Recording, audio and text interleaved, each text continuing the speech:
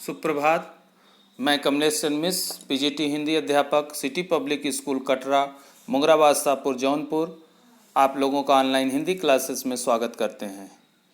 पिछले audio video classes में कक्षा 10 के गद्य खंड से नेताजी का चश्मा नामक पाठ का अध्ययन एवं अध्यापन कराया गया। अब इस ऑडियो में मैं कक्षा 10 हिंदी विषय के अंतर्गत क्षितिज भाग 2 के गद्य खंड से पाठ 2 रामवृक्ष बेनीपुरी द्वारा लिखित बाल गोविंद भगत नामक पाठ का अध्ययन करेंगे। यह पाठ रेखाचित्र शैली में रचित है। रेखाचित्र का मतलब जिस कहानी को पढ़ने से हमारे मन मस्तिष्क में एक आकृति उभर कर आती, उसे रेखाचित्र शैली कहते हैं। इस रेखाचित्र कहानी में लेखक एक ऐसे विलक्षण चरित्र का उद्घाटन किया है जो मनुष्यता, लोक संस्कृति और सामूहिक चेतना का प्रतीक है।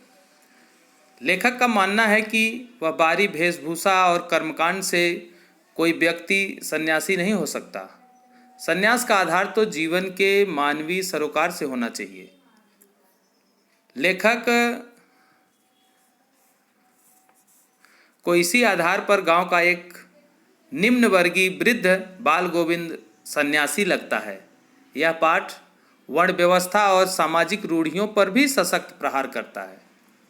लेखक ने रेखाचित्र के माध्यम से ग्रामीण जनजीवन की सजीव झांकी प्रस्तुत करने का प्रयास किए हैं। आइए देखते हैं इस पाठ का सारांश।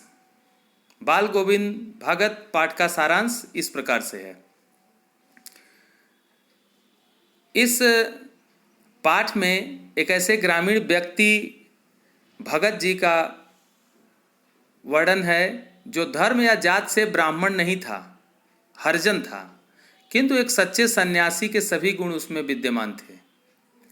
जात से ब्राह्मण लेखक का गौरवान्वित सिर भी उसके समक्ष झुक जाता था। उस व्यक्ति का नाम था बाल गोविंद भगत। लेखक के गांव का वह व्यक्ति वास्तव में समाज के तथाकथित निम्न जात का था, हरिजन जात का था। समाज में प्रायः ऐसा व्यक्ति घृणा का ही पात्र होता है। 60 वर्ष से अधिक आयु वाला यह व्यक्ति मझले कद का गोरा चिट्टा आदमी था। कमर में एक लंगोट और सिर पर एक कबीरपंथी जैसी कनपटी टोपी पहने रहता था। सर्दी में काला कंबल ओढ़ लेता था और मस्तक पर चंदन, गले में तुलसी की माला पहनता था। बाल गोविंद भगत के परिवार में उसका एक बड़ा बेटा और एक पतोहू थी। एक साफ सुथरा मकान, थोड़ी सी खेती बाड़ी ही उसकी पूरी संपत्ति थी। कबीर उनके आदर्श थे और वे उन्हीं के गीत हमेशा गाया करते थे।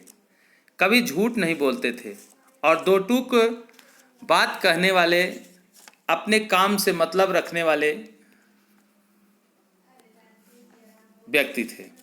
गृहस्थ थे, किंतु उनकी सब चीज़ें उनके साहब की ही थी। खेत में जो कुछ भी पैदावार होती थी उसे घर से 4 कोस दूर साहब के दरबार में दे आते थे और जो मिल जाता था उसे प्रसाद के रूप में ले लेते थे।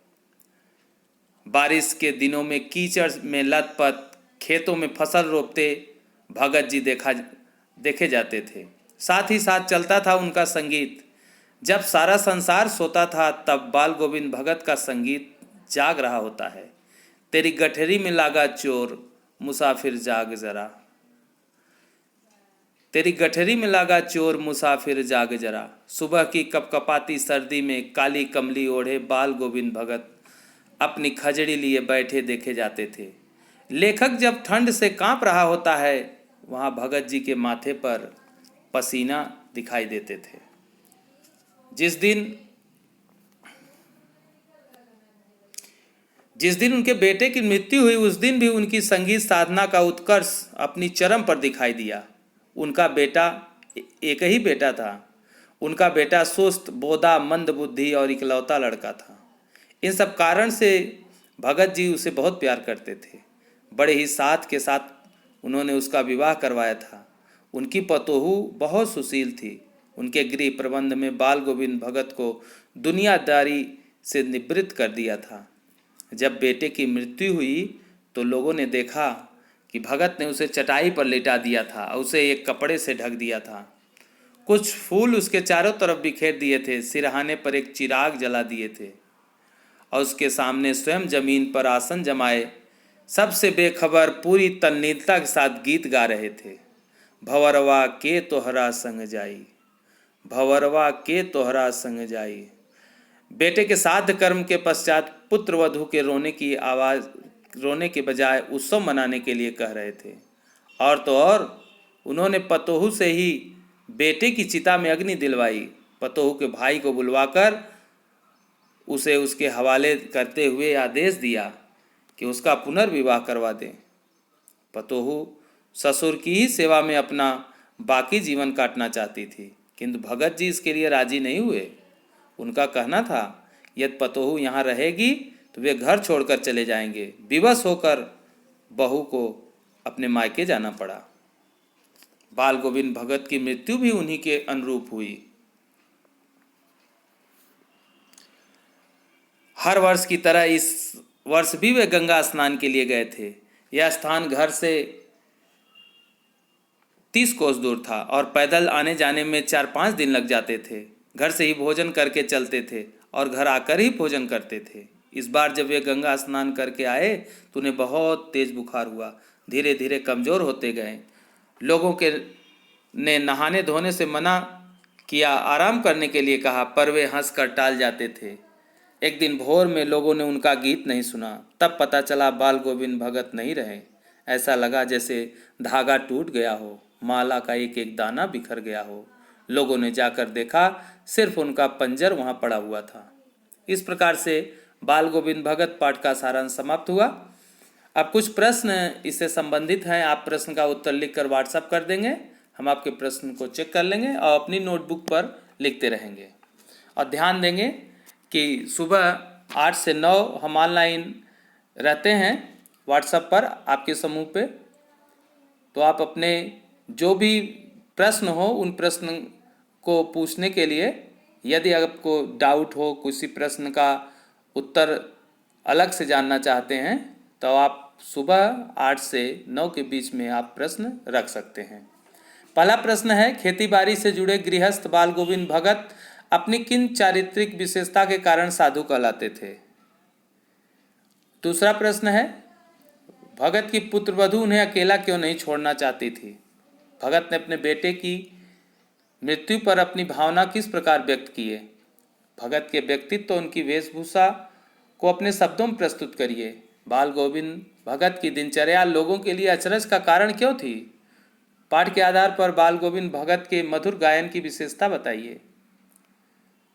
कुछ मार्मिक प्रसंग के आधार पर यह दिखाई देता है कि बाल गोविंद भगत प्रचलित सामाजिक मान्यताओं को नहीं मानते थे। पाठ के आधार पर उन प्रसंग का भी उल्लेख कीजिए। धान की रोपाई के समय समूचे माहौल को भगत जी की स्वर लहरियां किस प्रकार चमत्कृत कर देती थी? शब्द चित्र प्रस्तुत करिए। इस तरह से यह पाठ समाप्त हुआ। अब अगले ऑडियो वीडियो में हम नए पाठ के साथ उपस्थित होंगे। आपका दिन शुभ हो। धन्यवाद।